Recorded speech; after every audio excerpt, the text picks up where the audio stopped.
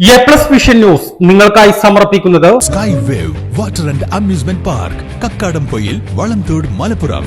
നിലമ്പൂർ നഗരസഭയിൽ LDF തുടർഭരണം ഉറപ്പെന്ന് നഗരസഭാ ചെയർമാൻ മാട്ടുമ്മൽ സലീം. കഴിഞ്ഞ 5 വർഷം കൊണ്ട് നിലമ്പൂർ നഗരസഭയിൽ ജനങ്ങളുടെ സഹകരണത്തോടെ നടത്താനായ ക്ഷേമ പ്രവർത്തനങ്ങളും വികസന പ്രവർത്തനങ്ങളും തുടർഭരണത്തിന് സഹായകരമാകും. നിലമ്പൂർ നഗരസഭയിലെ മുഴുവൻ ഡിവിഷനുകളിലെ വീടുകളിലും ഗുണഭോക്താക്കൾക്ക് വ്യക്തിഗത ആനുകൂല്യം ലഭ്യമാക്കാൻ കഴിഞ്ഞു. നിലമ്പൂരിൽ മുസ്ലിം ലീഗിന് 2020 അവസ്ഥ തന്നെയാകും. മുസ്ലിം ലീഗ് ഇല്ലാത്ത നഗരസഭ എന്നത് കോൺഗ്രസിന്റെ ലക്ഷ്യമാണെന്നും അദ്ദേഹം ആരോപിച്ചു. നിലമ്പൂരിനെ സംബന്ധിച്ചിടത്തോളം ഞാൻ നേരത്തെ നിങ്ങളുമായി സംവദിച്ചതിൻ്റെ അടിസ്ഥാനത്തിൽ നിലമ്പൂരിലെ UDFന്റെ അവസ്ഥ കഴിഞ്ഞ പ്രാവശ്യം എന്താണോ സംഭവിച്ചത് അത് വീണ്ടും സംഭവിക്കാൻ പോകുന്നു.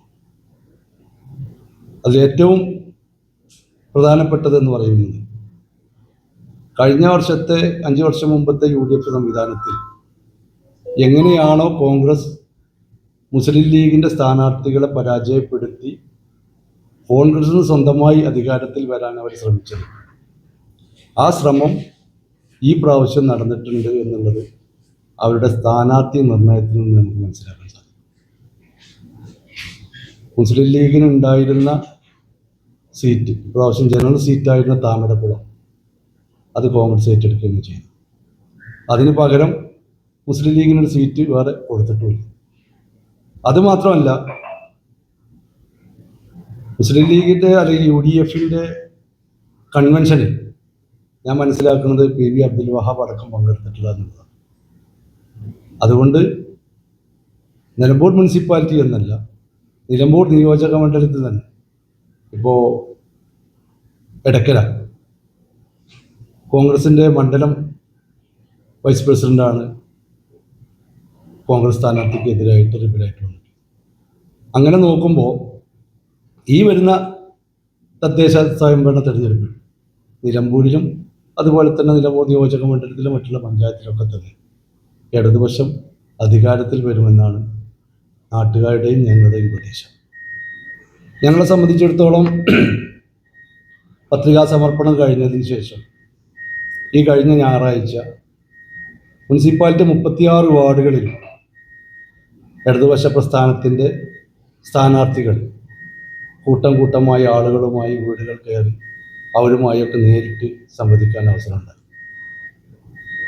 നിലമ്പൂർ മുനിസിപ്പാലിറ്റിയിൽ ഇടതുപക്ഷ ജനാധിപത്യ മുന്നണി നടത്തിയ വികസന പ്രവർത്തനങ്ങൾ ഈ നാട്ടുകാരൊക്കെയായിട്ട് പങ്കുവെക്കാനുള്ള ഒരു അവസരം കിട്ടി. അതിലുപരി ഈ മുനിസിപ്പാലിറ്റിയിലെ 14,000-ഓളം വരുന്ന വീടുകളിൽ മുനിസിപ്പാലിറ്റിയിൽ 5 വർഷത്തെ ഞങ്ങളുടെ ഭരണത്തിൽ ഏതെങ്കിലും ഒരു വീട്ടിൽ പോലും വ്യക്തിഗത ആനുകൂല്യം കിട്ടാത്ത ഒരു വീടും ഇല്ല എന്നുള്ളതാണ് സത്യം.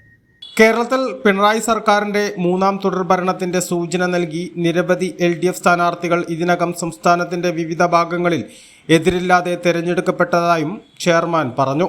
മുസ്ലിം ലീഗിന്റെ താമരക്കുളം ഡിവിഷൻ കോൺഗ്രസ് ഏറ്റെടുത്തു. പകരം മറ്റൊരു ഡിവിഷൻ നൽകിയതുമില്ല. മുസ്ലിം ലീഗിന്റെ വിമതർ മത്സരരംഗത്ത് നിൽക്കുന്നതും ചെയർമാൻ ചൂണ്ടിക്കാട്ടി. ഫുൾ നേതൃത്വത്തിൽ തന്നെ കോൺഗ്രസ് വിഴുങ്ങുകയാണ് ചെയ്യുന്നത്.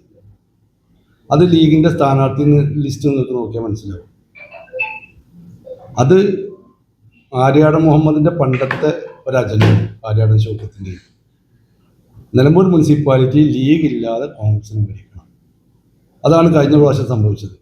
അതുകൊണ്ടാണ് മലപ്പുറം ജില്ലയിൽ കൂടി കേരളത്തിൽ തന്നെ മുസ്ലിം ലീഗിൻ്റെ ഒരു മെമ്പർമാർ പോലും ഇല്ലാത്ത, ഒരു കൗൺസിലർമാർ പോലും ഇല്ലാത്ത മുനിസിപ്പാലിറ്റിയായി നിലമ്പൂർ മാറാൻ കാരണം.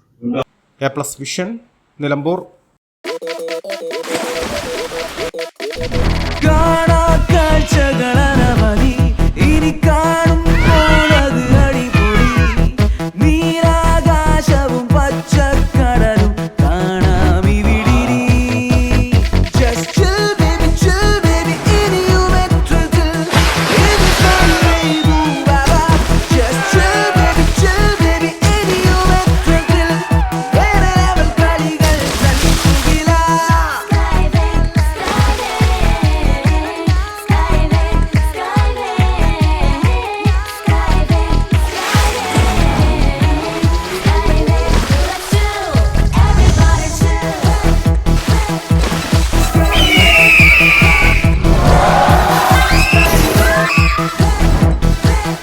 അളവില്ലാത്ത ആഘോഷം, അളവില്ലാത്ത ആനന്ദം. Skywave amusement park, Kakkadampoyil, Malappuram.